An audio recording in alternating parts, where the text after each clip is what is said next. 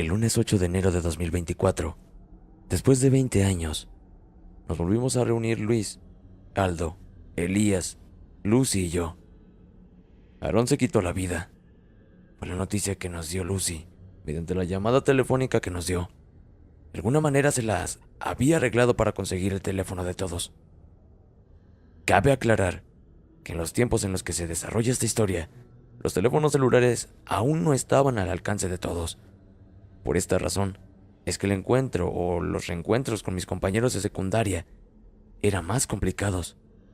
Pero Lucy se había encargado de encontrar y reunir a los integrantes de aquel viernes 19 de diciembre de 2003, de aquel fatídico viernes. Eran alrededor de las 8 de la mañana del lunes 8 de enero cuando Lucy me llamó. La verdad, yo jamás contesto llamadas de números desconocidos, hasta que la primera ocasión que entró la llamada yo la rechacé. Tengo un dicho: si es importante volverán a llamar. Y así fue. Cuando respondí la segunda ocasión, la voz al otro lado del teléfono dijo: Vic, ¿eres tú? Soy Lucy, de la secundaria, la esposa de Aarón. Tenía años sin saber de ella, al menos 15. En el momento que supe quién era, un frío me erizó la piel y como si supiera lo que venía, solo pude decir: ¿cómo está Aarón? Ella quedó un momento en silencio y me dijo: ayer se quitó la vida. Yo me quedé helado. Algo en mí lo sabía.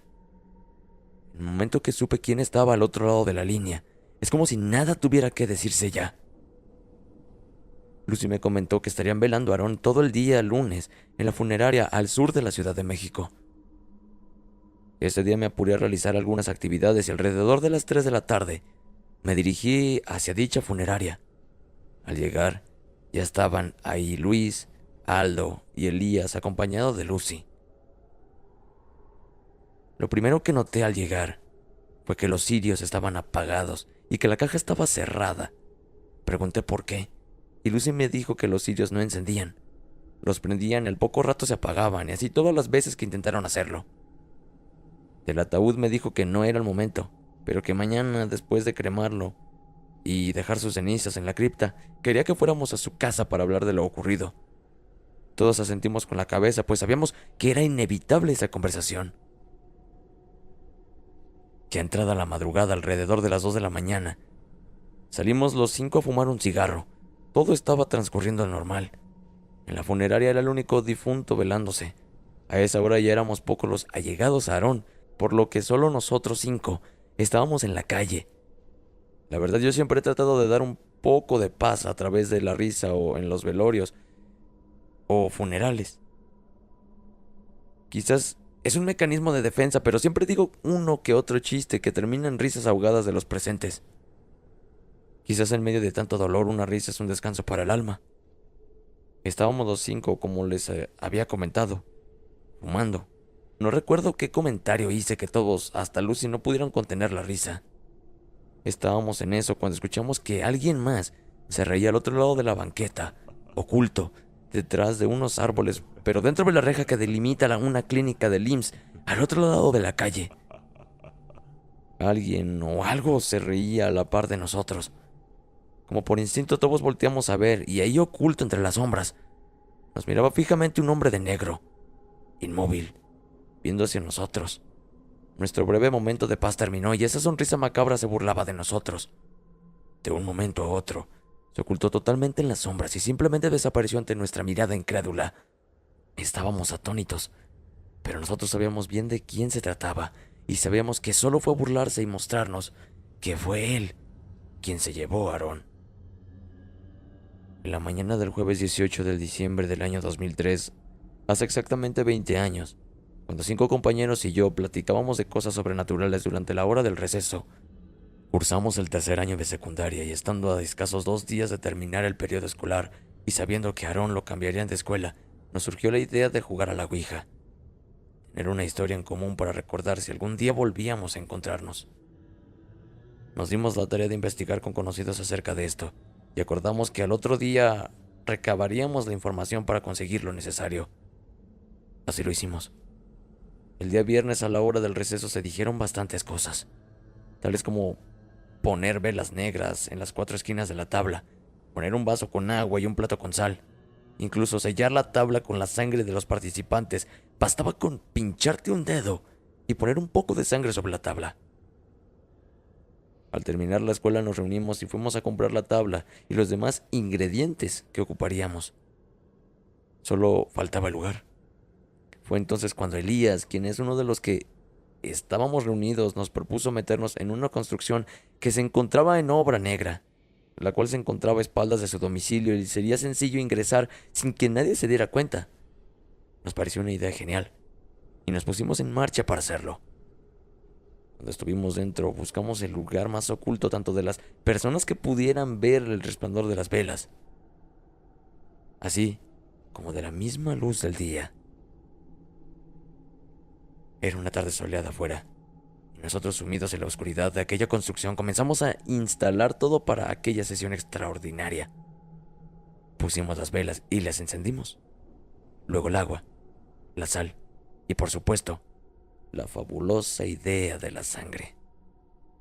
Aarón y Luis eran los más entusiastas por el tema, así que ellos decidieron ser quienes sujetarían el señalador.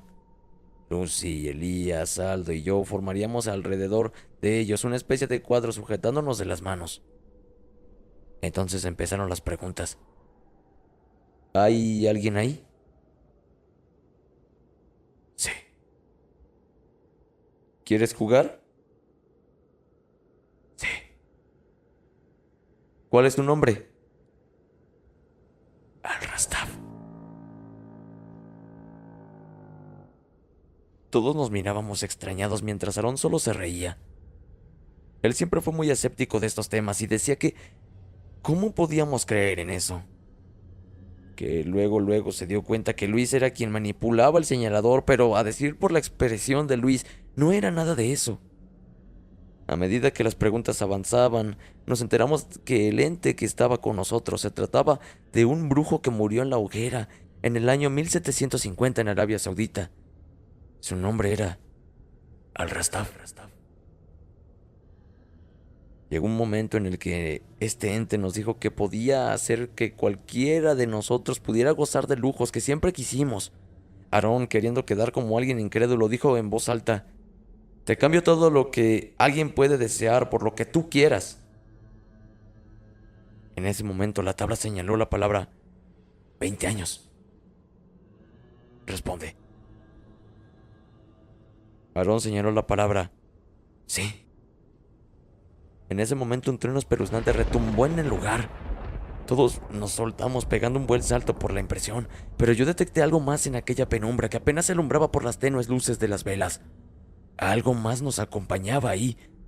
Algo más había llegado para no irse jamás. En ese momento terminó la sesión y cuando salimos de la casa cayó una tormenta realmente fuerte. Recuerdo que toda esa noche llovió a cántaros.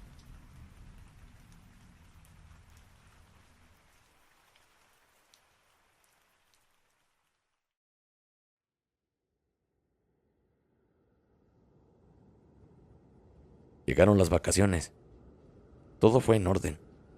Al regresar a la escuela, Aarón, como ya sabíamos, no regresó. Unos meses después me enteré que el papá de Aarón encontró un trabajo bastante bueno en el gobierno, con un salario genial y unas prestaciones de lujo. Obviamente, a Aarón le convino esto, ya que si bien nunca careció de cosas, ahora podía tener muchas de las cosas que antes no se le permitían. Gracias a este empleo, su padre pudo poner varios negocios del giro ferretero y de la construcción. Vivían ahora desahogadamente. 4 años aproximadamente después, el padre de Aarón enfermó y murió, dejando los negocios a él y a su madre, aunque no tardaría mucho en heredar todo, pues 7 meses más tarde de la muerte de su padre, su madre falleció también. Dicen que de tristeza. ¿Será cierto? Cuando él heredó todo de sus padres, su vida se convirtió en otra. Autos de lujo, casas, terrenos, lujos que siempre quiso, y así entre la opulencia, se alejó de sus amigos para vivir una vida muy distinta a la que antes tenía. Solo mantuvo contacto con Lucy, con quien a la postre terminaría casado. No supimos nada de ellos hasta ahora, hasta la llamada de Lucy. Es verdad lo que dicen. Uno es escéptico hasta que empiezan a pasar las cosas raras, y en este caso Aarón pagó con su vida el haber jugado con lo oculto. Después del funeral de los restos de Aarón, los cuales fueron al mediodía, nos dirigimos a un departamento muy cerca del aeropuerto que Aarón y Lucy tenían junto a unos cuantos más que arrendaban como parte de sus tantos negocios. Nos acomodamos en una sala muy linda, de esas que son de medio círculo, muy cómoda. Lucy se dirigió hacia la cocina y regresó con una cerveza para cada uno de los presentes. Pues bueno, amigos, es hora de hablar de elefante en la sala, dijo Lucy. Amigos, creo que todos sabemos por qué estamos aquí. Lo que invocamos hace 20 años regresó a cobrar la deuda. Pero creo que todos lo sabíamos, ¿verdad? No creo que yo haya sido la única que soñó con ese ser en los últimos días, ¿o sí? Todos asentimos en ese momento. Y es que, en lo personal, desde que se cumplieron los 20 años, yo había soñado con ese ente. Sino con ese día. Como si se empeñara en recordar que había una deuda pendiente. Y ahora, era hora de pagarla. Aldo y Elías confirmaron que tenían un sueño recurrente de un personaje muy similar al que vimos fuera de la funeraria.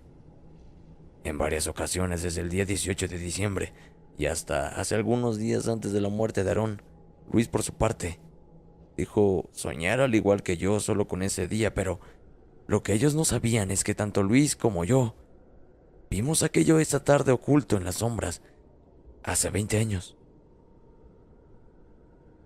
Voy a hacer un paréntesis para contarles un encuentro previo entre Luis y yo hace 10 años.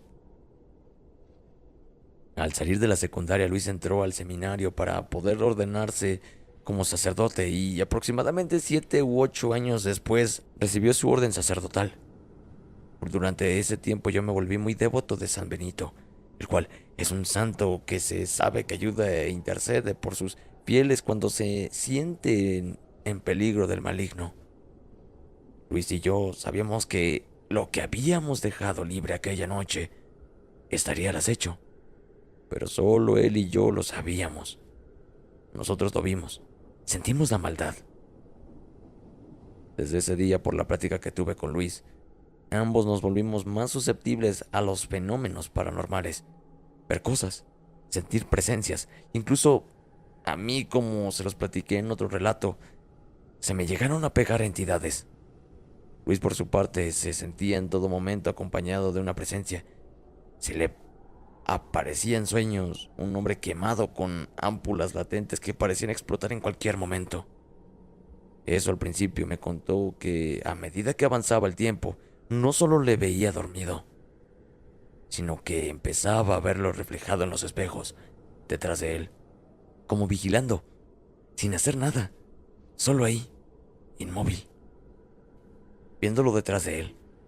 Quizás como fue Luis junto con Aarón, quienes se encargaron de traerlo, por eso se manifestaba más con él que conmigo. Cuando me encontré con Luis ya ordenado, le pedí que bendijera mi medalla de San Benito. Esta medalla, para quien no lo sabe, es un sacramental muy poderoso que te protege de la acción del maligno. Las letras que la componen forman parte de una poderosa oración para expulsar seres de bajo astral. La medalla tiene una oración y un ritual especial con la cual tiene que bendecirse y obviamente la tiene que hacer un sacerdote ordenado. Luis lo hizo. Me di cuenta que él también la usaba. Algunos años atrás yo me había realizado un tatuaje de la cruz de San Benito sobre un pentagrama. Cuando Luis lo vio me preguntó, ¿de qué quieres esconderte? Y se sonrió. ¿Tú sabes de qué?, le respondí.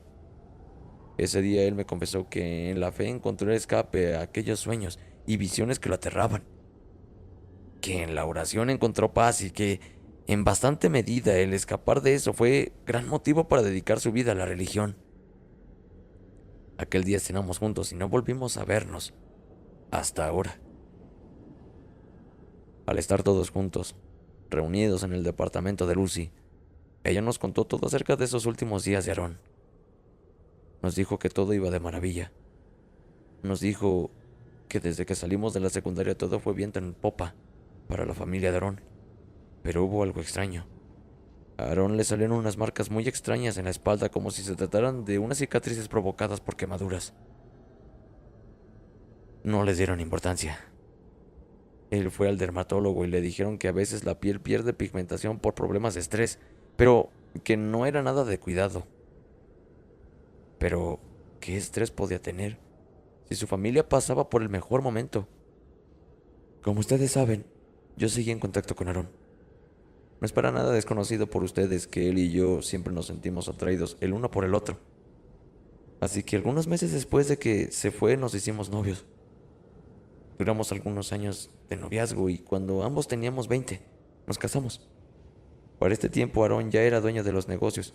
Su papá murió cuando él recién había cumplido los 18 y su mamá murió 7 meses después.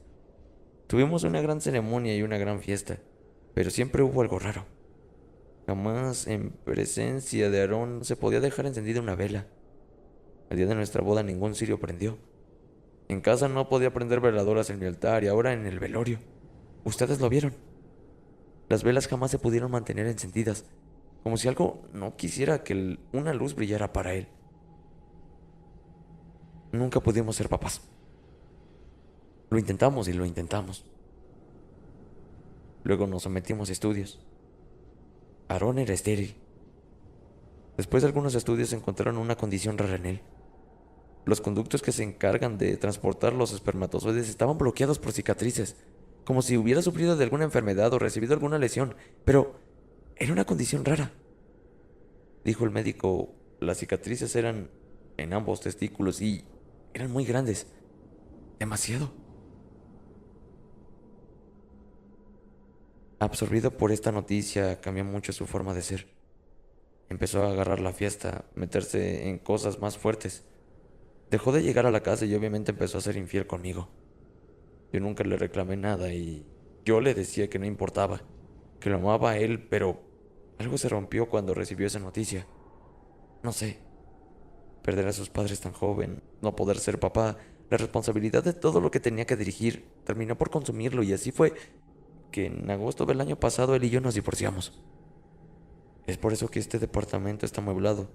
Aquí vine a vivir. Después que me separé de él, aguanté mucho. Creo.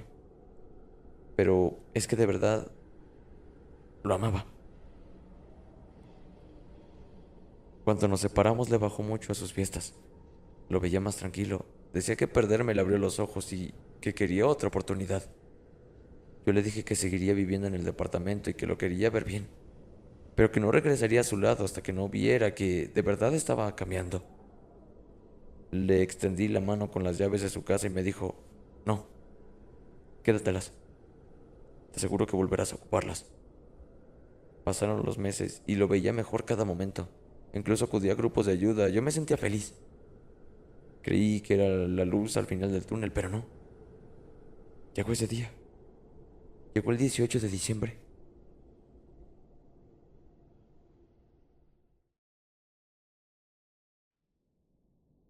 18 de diciembre.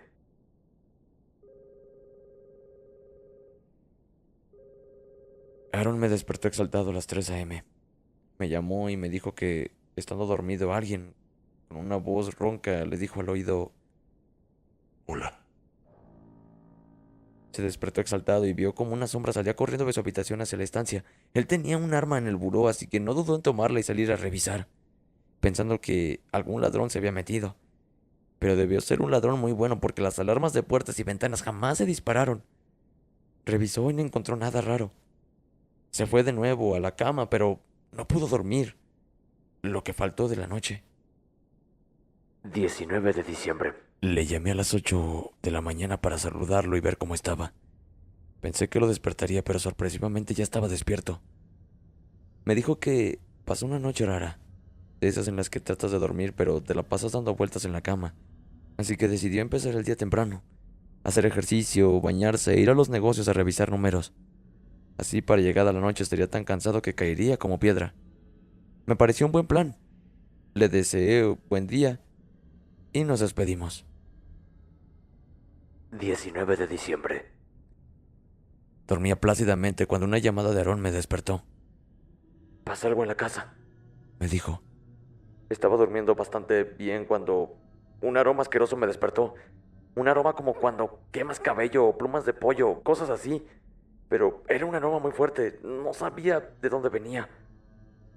La zona de la casa es un fraccionamiento, se podría decir que exclusivo obviamente. No hay restaurantes o cocinas alrededor y aunque así lo fuera, no creo que a las 3 de la mañana alguien estuviera cocinando.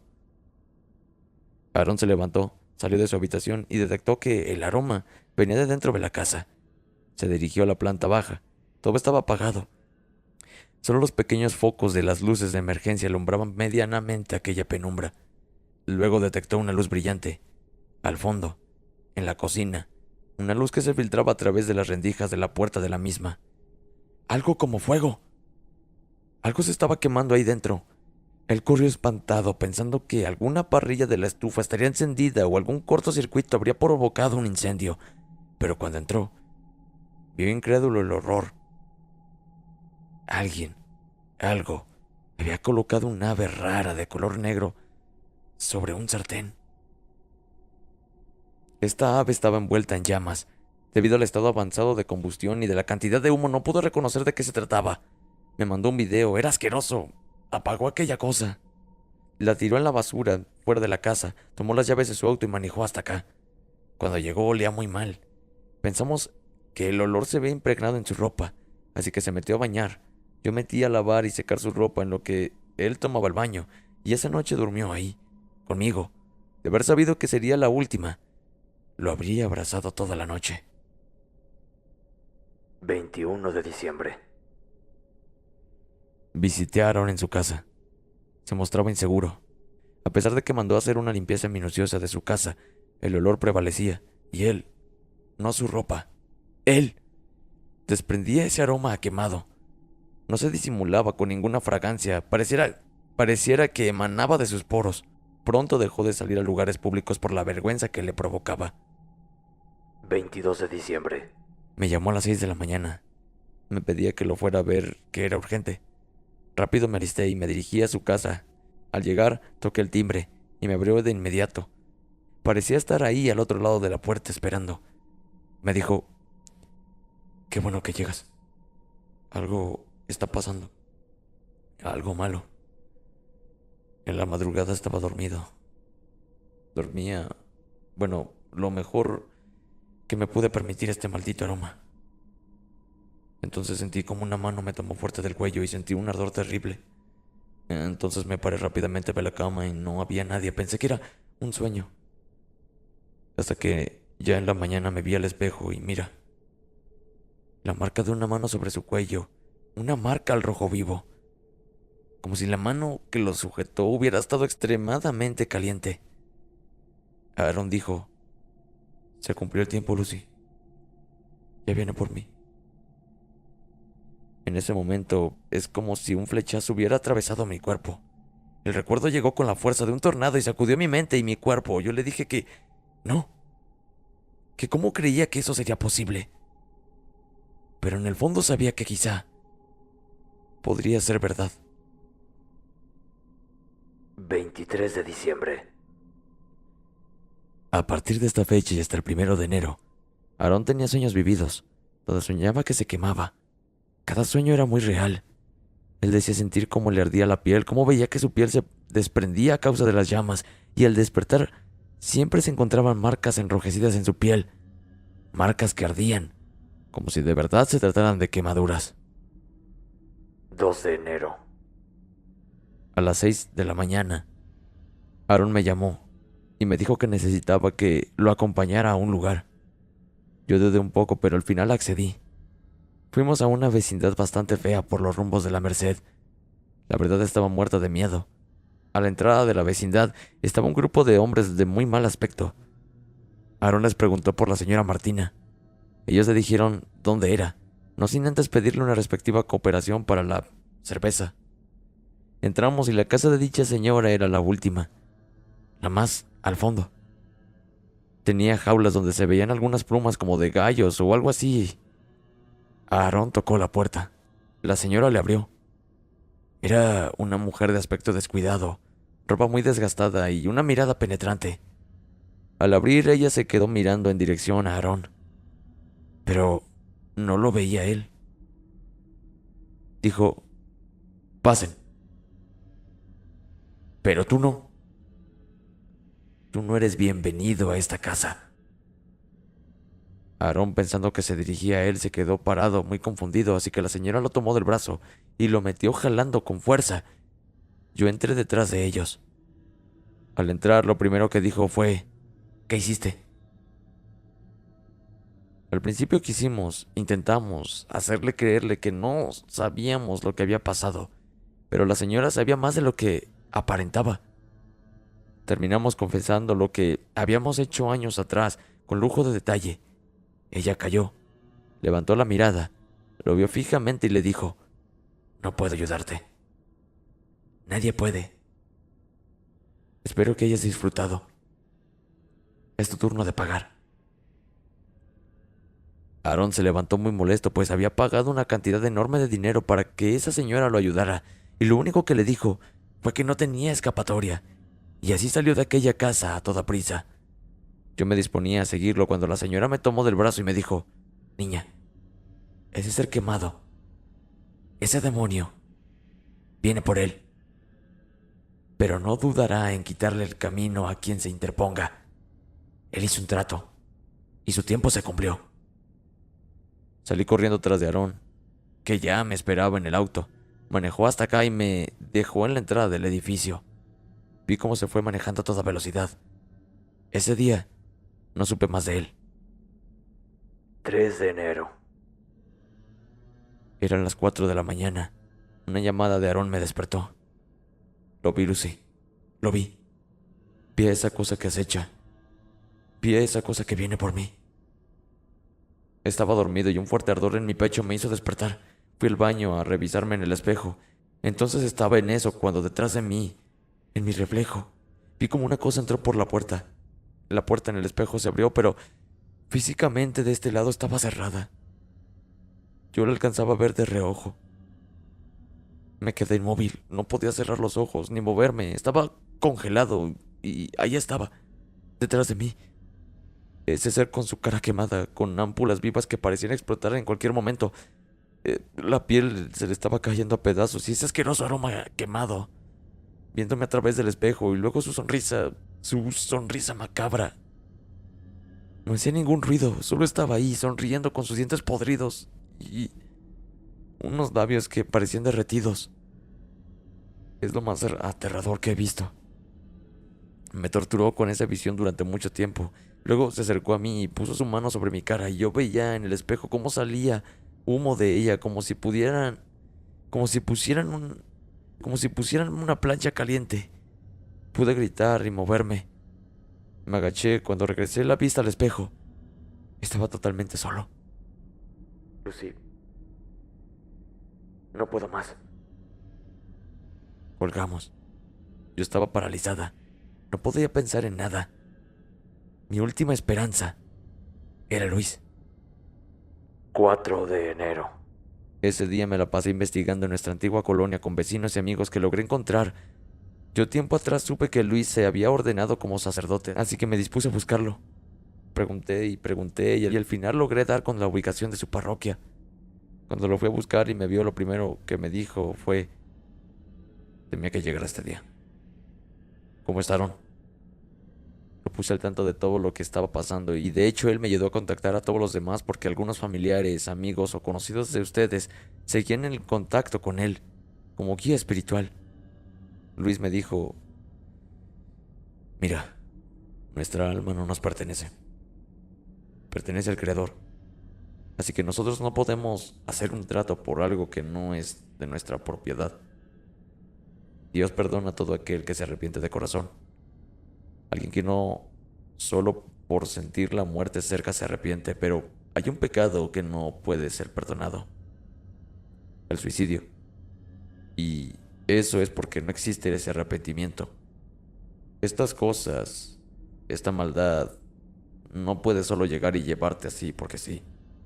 Te merma, te tortura, te lastima, hasta llevarte al punto de atentar contra tu vida. Y solo de esa forma puede arrastrarte al lugar del eterno castigo. Y eso justo es lo que está haciendo Aaron. Debemos preparar algunas cosas para tratar de ayudarlo. Aunque si te soy sincero, es una tarea complicada. Todo el día traté de comunicarme con Aaron. No lo encontré, temía lo peor. Cuando alrededor de las 10 de la noche me llamó, me dijo que estaba cansado, que tenía días sin poder dormir, que tapó todos los espejos de su casa. Cada que reflejaba se veía a él totalmente quemado, con humo saliendo por todo su cuerpo. Una visión terrible y no lo soportaba más. Me dijo que lo perdonara, que me amaba y era lo mejor que le había pasado. Parecía una despedida, así lo entendí. Entonces lo paré diciéndole que había contactado a Luis y que él nos ayudaría. Le dije que yo lo amaba y que aguantara, que lo ayudaríamos. Mañana te veo. Porfa, no te rindas. Colgó. Temprano, en punto de las 8 a.m., me presenté en casa de Aarón. Se veía demacrado. Llevé cosas para desayunar. El olor de la casa era terrible. Poco más que el aspecto de él. Las marcas de las quemaduras eran notorias. Estaba deshecho. Muy delgado. Era totalmente deprimente verlo así. Cociné algo para ambos. Platicamos todo el día. Le dije que Luis me había contactado, que ya estaba todo listo, y haríamos lo posible por liberarlo de esto. Él solo volteó a verme y me dijo: no hagas nada, ya es tarde. Me tomó las manos. Les di un beso y me dijo: ya es hora de irte, Lucy. Gracias. En verdad, gracias por todo. Me fui con la promesa que el otro día iría a verle. Al otro día Luis me habló, me dijo que ya estaba listo todo, que tendríamos que trasladarnos a otro lugar en una ciudad cercana. Yo estaba feliz. Fui a casa de Aarón como a las 2 de la tarde, llamé el timbre pero no salió. Su auto estaba en la entrada, así que sí estaba dentro. Busqué las llaves pero no las traía conmigo. Regresé a mi casa y las tomé del llavero de la pared. Regresé a casa de Aarón alrededor de las 3:30. Cuando entré a casa me di cuenta que el olor ya no estaba. La casa parecía más tranquila. Llamé y nadie contestó. Subí a la recámara. La cama estaba extendida. Dentro del baño de la regadera estaba abierta. Toqué. Nadie respondió. Abrí la puerta y ahí lo vi, tirado en el piso. El agua limpiaba la sangre, pero era evidente. Aarón se había cortado las muñecas. Yacía tirado, sin y con una expresión de horror en la cara.